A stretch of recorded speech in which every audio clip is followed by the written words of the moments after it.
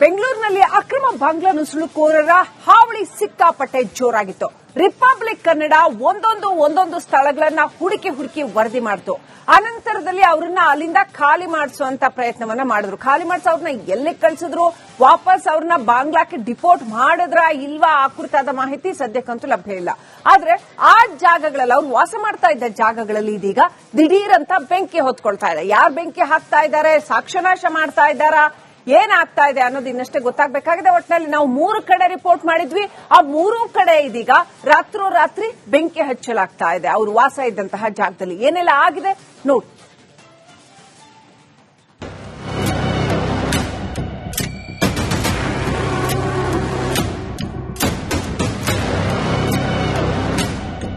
ಈ ಬಾಂಗ್ಲಾ ಅಕ್ರಮ ನಿವಾಸಿಗಳಿಗೂ ಅಗ್ನಿ ಅವಘಡಗಳಿಗೂ ಅವಿನಾಭಾವ ಸಂಬಂಧ ಇದೆಯಂತ ಕಾಣಿಸುತ್ತೆ. ಇವರು ಹೋದ ಕಡೆಗಳೆಲ್ಲ ಬರೇ ಬೆಂಕಿ ಹಾಕ್ತಾರೆ. ಅಲ್ಲಲ್ಲ, ಇವರು ಇದ್ದಲ್ಲೇ ಬೆಂಕಿ ಬೀಳುತ್ತೆ. ಬೇಗೂರು ಬೆಂಕಿಪುರ ಬಳಿಕ ಇದೀಗ ಶ್ರೀನಿಧಿ ಲೇಔಟ್ನಲ್ಲಿ ಬೆಂಕಿ ಬಿದ್ದಿದೆ.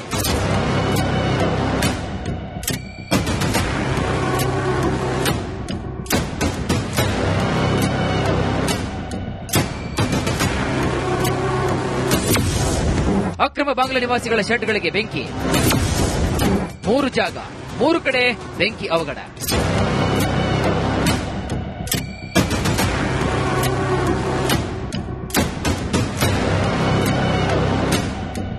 ಅಕ್ರಮ ಬಾಂಗ್ಲಾ ನುಸುಳುಕೋರರ ವಿರುದ್ಧ ರಿಪಬ್ಲಿಕ್ ಕನ್ನಡ ದೊಡ್ಡ ಮಟ್ಟದಲ್ಲಿ ಸಮರವನ್ನ ಸಾರಿತ್ತು.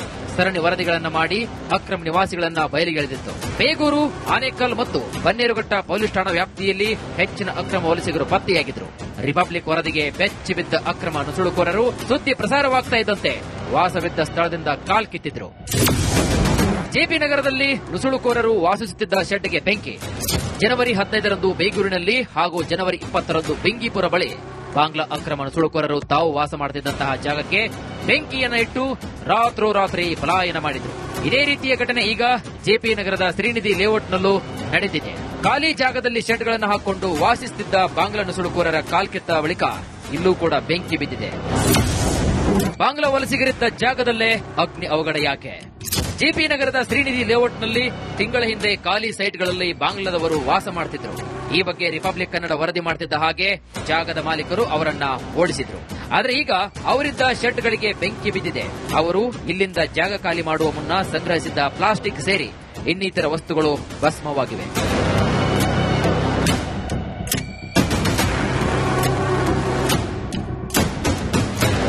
ಬೇಗೂರು ಬೆಂಕಿಪುರ ಬಳಿಕ ಇದೀಗ ಶ್ರೀನಿಧಿ ಲೇಔಟ್ನಲ್ಲಿ ಬೆಂಕಿ ಬಿದ್ದಿದೆ. ಯಾಕೆ ಬಾಂಗ್ಲಾ ವಲಸಿಗರು ವಾಸವಿದ್ದ ಜಾಗಗಳಲ್ಲಿ ಅಗ್ನಿ ಅವಘಡವಾಗ್ತಾ ಇದೆ? ನುಸುಳುಕೋರರೇ ಬೆಂಕಿ ಇಟ್ಟಿದ್ರ, ಬೇರೆ ಯಾರಾದರೂ ಬೆಂಕಿ ಹಾಕಿದ್ದಾರೆ ಎನ್ನುವ ಪ್ರಶ್ನೆ ಮೂಡಿದೆ. ಬೆಂಕಿ ಹಾಕುವುದರ ಹಿಂದಿರುವ ಉದ್ದೇಶವೇನು ಎನ್ನುವುದು ಹಲವು ಅನುಮಾನಕ್ಕೆ ಕಾರಣವಾಗಿದೆ. Rehman, crime bureau, Republic Kannada. ಬಗ್ಗೆ ಇನ್ನಷ್ಟು ಅಪ್ಡೇಟ್ ಅನ್ನು ಪಡ್ಕೊಳ್ಳೋಣ. ನಮ್ಮ ಪ್ರತಿನಿಧಿ ಅಭಿಷೇಕ್ ಜಯಶಂಕರ್ ಲೈವ್ ಕನೆಕ್ಟ್ ಆಗಿದ್ದಾರೆ. ಅಭಿಷೇಕ್, ಯಾರು ಈ ತರ ಬೆಂಕಿ ಹಾಕ್ತಾ ಇದ್ದಾರೆ? ಈಗ 3 ಕಡೆ ಆಯ್ತು. ನಾವು ರಿಪಬ್ಲಿಕ್ ಕನ್ನಡ ರಿಪೋರ್ಟ್ ಮಾಡಿದಂತಹ 3 ಕಡೆ ಬೆಂಕಿ ಹಾಕಲಾಗಿದೆ ರಾತ್ರೋರಾತ್ರಿ. ಅದು ಬೇಗೂರಲ್ಲೂ ಅದೇ ತರ ಆಯ್ತು, ಇಲ್ಲೂ ಅದೇ ತರ ಆಗಿದೆ, ಜೆಪಿ ನಗರದಲ್ಲೂ ಇನ್ನೂ ಒಂದ್ ಕಡೆ ಅದೇ ತರ ಆಗಿದೆ. ಯಾರು ಜಿಬಿ ಅನ್ನೋರು ಬೆಂಕಿ ಹಾಕ್ತಾ ಇದ್ದಾರಾ? ಯಾರು ಅಲ್ಲಿ ಬೆಂಕಿ ಯಾರು ಹಚ್ತಾ ಇದ್ದಾರೆ? ಆ ಅಕ್ರಮ ಬಾಂಗ್ಲಾ ನುಸುಳುಕೋರರು ಅಲ್ಲಿಂದ ಅವ್ರನ್ನ ಕಳಿಸಿದ್ರು ಅಂದ್ರೆ ಎಲ್ಲಿಗೆ ಕಳಿಸಿದ್ರು? ಎಲ್ಲಿ ಹೋದ್ರು ಅವರು? ಅಂದ್ರೆ ಅವ್ರು ಬೇರೆ ಪ್ಲೇಸ್ಗೆ ಹೋದ್ರಾ ಅಥವಾ ಎಲ್ಲಿ ಹೋದ್ರು? ಅವ್ರನ್ನ ವಾಪಸ್ ಡಿಪೋರ್ಟ್ ಮಾಡಕ್ಕೆ ಸರ್ಕಾರ ಏನಾದ್ರೂ ಸುವ್ಯವಸ್ಥಿತವಾದ ವ್ಯವಸ್ಥೆ ಮಾಡಿದೆ? ಯಾಕಂದ್ರೆ ನಿನ್ನೆ ಅಷ್ಟೇ ಕೋರ್ಟ್ ಈ ವಿಚಾರವಾಗಿ ಸರ್ಕಾರವನ್ನ ತರಾಟೆಗೆ ತಗೊಂಡಿದೆ. ನೀವು ಯಾಕೆ ಇವ್ರನ್ನೆಲ್ಲ ವಾಪಸ್, ಯಾವುದೇ ದೇಶದ ನುಸುಳುಕೋರರಿರ್ಲಿ ಇವ್ರನ್ನ ವಾಪಸ್ ಕಳ್ಸಕ್ಕೆ ವ್ಯವಸ್ಥೆ ಮಾಡಿಲ್ಲ ಅಂತ. ಏನ್ ವ್ಯವಸ್ಥೆ ಮಾಡಿದೆ ಸರ್ಕಾರ ಇವ್ರನ್ನ ವಾಪಸ್ ಕಳ್ಸಕ್ಕೆ? ಅಭಿಷೇಕ್, ಏನ್ ನಡೀತಾ ಇದೆ?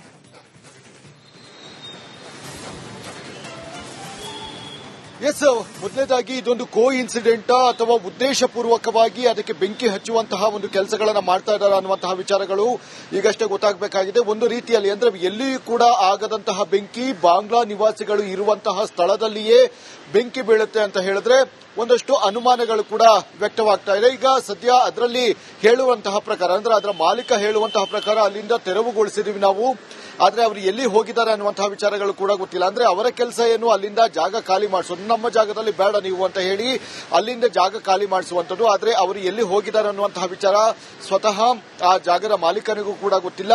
ಈಗ ಇಲ್ಲಿ ಪೊಲೀಸರ ವಿಚಾರಕ್ಕೆ ಬಂದ್ರೆ ಅವರನ್ನ ಇಲ್ಲಿಂದ ಎಲ್ಲಿಗೆ ಬಾಂಗ್ಲಾದ ಗಡಿಪಾರು ಮಾಡಬೇಕು ಅಂತ ಹೇಳಿದ್ರೆ ಸಾಕಷ್ಟು ಒಂದು ಪ್ರೊಸೀಜರ್ಗಳು ಕೂಡ ಇದೆ.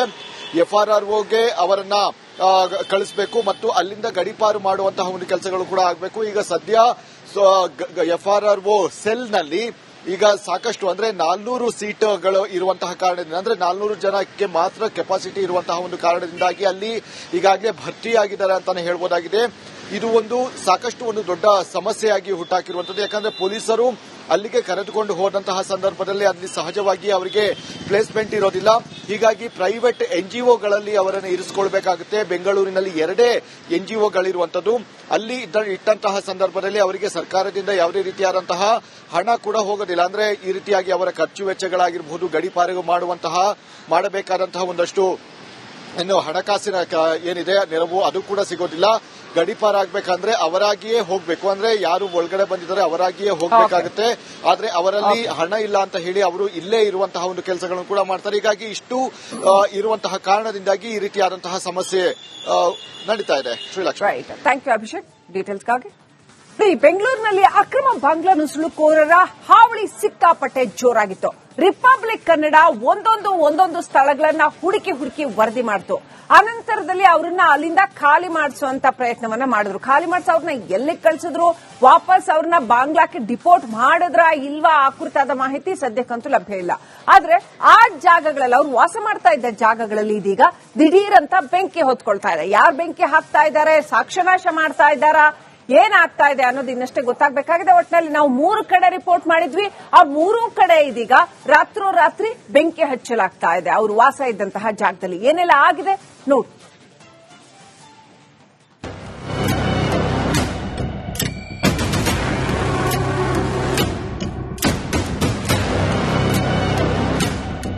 ಈ ಬಾಂಗ್ಲಾ ಅಕ್ರಮ ನಿವಾಸಿಗಳಿಗೂ ಅಗ್ನಿ ಅವಘಡಗಳಿಗೂ ಅವಿನಾಭಾವ ಸಂಬಂಧ ಇದೆ ಅಂತ ಕಾಣಿಸುತ್ತೆ. ಇವರು ಹೋದ ಕಡೆಗಳೆಲ್ಲ ಬರೇ ಬೆಂಕಿ ಹಾಕ್ತಾರೆ. ಅಲ್ಲಲ್ಲ, ಇವರು ಇದ್ದಲ್ಲೇ ಬೆಂಕಿ ಬೀಳುತ್ತೆ. ಬೇಗೂರು ಬೆಂಕಿಪುರ ಬಳಿಕ ಇದೀಗ ಶ್ರೀನಿಧಿ ಲೇಔಟ್ನಲ್ಲಿ ಬೆಂಕಿ ಬಿದ್ದಿದೆ.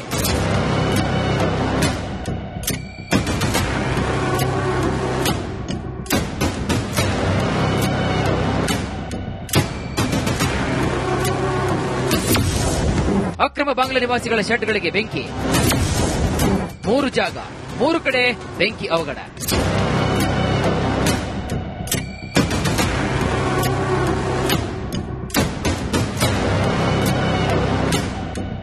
ಅಕ್ರಮ ಬಾಂಗ್ಲಾ ನುಸುಳುಕೋರರ ವಿರುದ್ಧ ರಿಪಬ್ಲಿಕ್ ಕನ್ನಡ ದೊಡ್ಡ ಮಟ್ಟದಲ್ಲಿ ಸಮರವನ್ನ ಸಾರಿತ್ತು.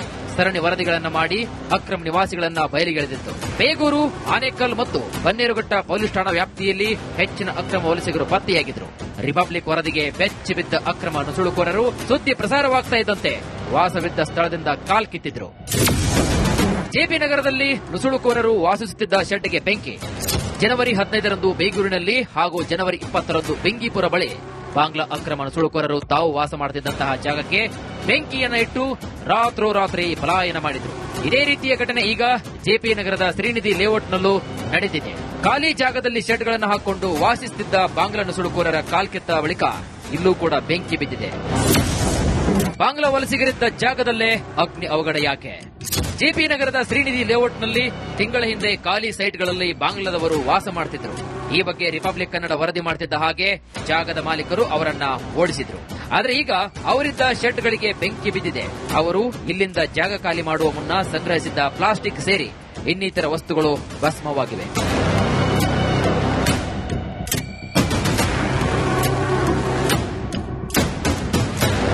ಬೇಗೂರು ಬೆಂಕಿಪುರ ಬಳಿಕ ಇದೀಗ ಶ್ರೀನಿಧಿ ಲೇಔಟ್ನಲ್ಲಿ ಬೆಂಕಿ ಬಿದ್ದಿದೆ. ಯಾಕೆ ಬಾಂಗ್ಲಾ ವಲಸಿಗರು ವಾಸವಿದ್ದ ಜಾಗಗಳಲ್ಲಿ ಅಗ್ನಿ ಅವಘಡವಾಗ್ತಾ ಇದೆ? ನುಸುಳುಕೋರರೇ ಬೆಂಕಿ ಇಟ್ಟಿದ್ರಾ, ಬೇರೆ ಯಾರಾದರೂ ಬೆಂಕಿ ಹಾಕಿದ್ದಾರಾ ಎನ್ನುವ ಪ್ರಶ್ನೆ ಮೂಡಿದೆ. ಬೆಂಕಿ ಹಾಕುವುದರ ಹಿಂದಿರುವ ಉದ್ದೇಶವೇನು ಎನ್ನುವುದು ಹಲವು ಅನುಮಾನಕ್ಕೆ ಕಾರಣವಾಗಿದೆ. Rehman, crime bureau, Republic Kannada. ಬಗ್ಗೆ ಇನ್ನಷ್ಟು ಅಪ್ಡೇಟ್ ಅನ್ನು ಪಡ್ಕೊಳ್ಳೋಣ. ನಮ್ಮ ಪ್ರತಿನಿಧಿ ಅಭಿಷೇಕ್ ಜಯಶಂಕರ್ ಲೈವ್ ಕನೆಕ್ಟ್ ಆಗಿದ್ದಾರೆ. ಅಭಿಷೇಕ್, ಯಾರು ಈ ತರ ಬೆಂಕಿ ಹಾಕ್ತಾ ಇದ್ದಾರೆ? ಈಗ 3 ಕಡೆ ಆಯ್ತು. ನಾವು ರಿಪಬ್ಲಿಕ್ ಇಂದ ರಿಪೋರ್ಟ್ ಮಾಡಿದಂತಹ 3 ಕಡೆ ಬೆಂಕಿ ಹಾಕಲಾಗಿದೆ ರಾತ್ರೋರಾತ್ರಿ. ಅದು ಬೇಗೂರಲ್ಲೂ ಅದೇ ತರ ಆಯ್ತು, ಇಲ್ಲೂ ಅದೇ ತರ ಆಗಿದೆ, ಜೆಪಿ ನಗರದಲ್ಲೂ ಇನ್ನೂ ಒಂದ್ ಕಡೆ ಅದೇ ತರ ಆಗಿದೆ. ಯಾರು ಜಿಬಿಎನವರು ಬೆಂಕಿ ಹಾಕ್ತಾ ಇದ್ದಾರಾ? ಯಾರು ಅಲ್ಲಿ ಬೆಂಕಿ ಯಾರು ಹಚ್ತಾ ಇದ್ದಾರೆ? ಆ ಅಕ್ರಮ ಬಾಂಗ್ಲಾ ನುಸುಳುಕೋರರು ಅಲ್ಲಿಂದ ಅವ್ರನ್ನ ಕಳಿಸಿದ್ರು ಅಂದ್ರೆ ಎಲ್ಲಿಗೆ ಕಳಿಸಿದ್ರು? ಎಲ್ಲಿ ಹೋದ್ರು ಅವರು? ಅಂದ್ರೆ ಅವ್ರು ಬೇರೆ ಪ್ಲೇಸ್ಗೆ ಹೋದ್ರಾ ಅಥವಾ ಎಲ್ಲಿ ಹೋದ್ರು? ಅವ್ರನ್ನ ವಾಪಸ್ ಡಿಪೋರ್ಟ್ ಮಾಡಕ್ಕೆ ಸರ್ಕಾರ ಏನಾದ್ರೂ ಸುವ್ಯವಸ್ಥಿತವಾದ ವ್ಯವಸ್ಥೆ ಮಾಡಿದೆ? ಯಾಕಂದ್ರೆ ನಿನ್ನೆ ಅಷ್ಟೇ ಕೋರ್ಟ್ ಈ ವಿಚಾರವಾಗಿ ಸರ್ಕಾರವನ್ನ ತರಾಟೆಗೆ ತಗೊಂಡಿದೆ. ನೀವು ಯಾಕೆ ಇವ್ರನ್ನೆಲ್ಲ ವಾಪಸ್ ಯಾವುದೇ ದೇಶದ ನುಸುಳುಕೋರಿರ್ಲಿ ಇವ್ರನ್ನ ವಾಪಸ್ ಕಳ್ಸಕ್ ವ್ಯವಸ್ಥೆ ಮಾಡಿಲ್ಲ ಅಂತ. ಏನ್ ವ್ಯವಸ್ಥೆ ಮಾಡಿದೆ ಸರ್ಕಾರ ಇವ್ರನ್ನ ವಾಪಸ್ ಕಳ್ಸಕ್ಕೆ? ಅಭಿಷೇಕ್, ಏನ್ ನಡೀತಾ ಇದೆ?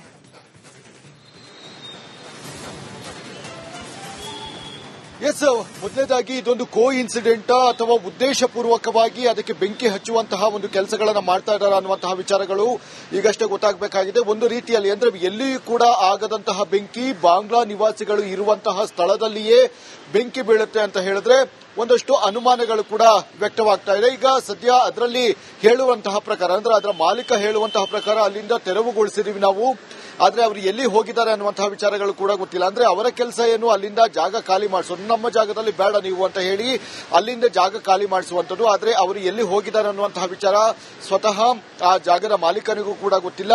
ಈಗ ಇಲ್ಲಿ ಪೊಲೀಸರ ವಿಚಾರಕ್ಕೆ ಬಂದ್ರೆ ಅವರನ್ನ ಇಲ್ಲಿಂದ ಎಲ್ಲಿಗೆ ಬಾಂಗ್ಲಾದ ಗಡಿಪಾರು ಮಾಡಬೇಕು ಅಂತ ಹೇಳಿದ್ರೆ ಸಾಕಷ್ಟು ಒಂದು ಪ್ರೊಸೀಜರ್ಗಳು ಕೂಡ ಇದೆ. FRROಗೆ ಅವರನ್ನ ಕಳಿಸಬೇಕು ಮತ್ತು ಅಲ್ಲಿಂದ ಗಡಿಪಾರು ಮಾಡುವಂತಹ ಒಂದು ಕೆಲಸಗಳು ಕೂಡ ಆಗಬೇಕು. ಈಗ ಸದ್ಯ FRRO ಸೆಲ್ನಲ್ಲಿ ಈಗ ಸಾಕಷ್ಟು ಅಂದ್ರೆ 400 ಸೀಟ್ಗಳು ಇರುವಂತಹ ಕಾರಣದಿಂದ ಅಂದ್ರೆ 400 ಜನಕ್ಕೆ ಮಾತ್ರ ಕೆಪಾಸಿಟಿ ಇರುವಂತಹ ಒಂದು ಕಾರಣದಿಂದಾಗಿ ಅಲ್ಲಿ ಈಗಾಗಲೇ ಭರ್ತಿಯಾಗಿದ್ದಾರೆ ಅಂತಾನೆ ಹೇಳ್ಬೋದಾಗಿದೆ. ಇದು ಒಂದು ಸಾಕಷ್ಟು ಒಂದು ದೊಡ್ಡ ಸಮಸ್ಯೆಯಾಗಿ ಹುಟ್ಟಾಕಿರುವಂತದ್ದು. ಯಾಕಂದ್ರೆ ಪೊಲೀಸರು ಅಲ್ಲಿಗೆ ಕರೆದುಕೊಂಡು ಹೋದಂತಹ ಸಂದರ್ಭದಲ್ಲಿ ಅಲ್ಲಿ ಸಹಜವಾಗಿ ಅವರಿಗೆ ಪ್ಲೇಸ್ಮೆಂಟ್ ಇರೋದಿಲ್ಲ. ಹೀಗಾಗಿ ಪ್ರೈವೇಟ್ NGOಗಳಲ್ಲಿ ಅವರನ್ನು ಇರಿಸಿಕೊಳ್ಬೇಕಾಗುತ್ತೆ. ಬೆಂಗಳೂರಿನಲ್ಲಿ 2 NGOಗಳಿರುವಂತದ್ದು.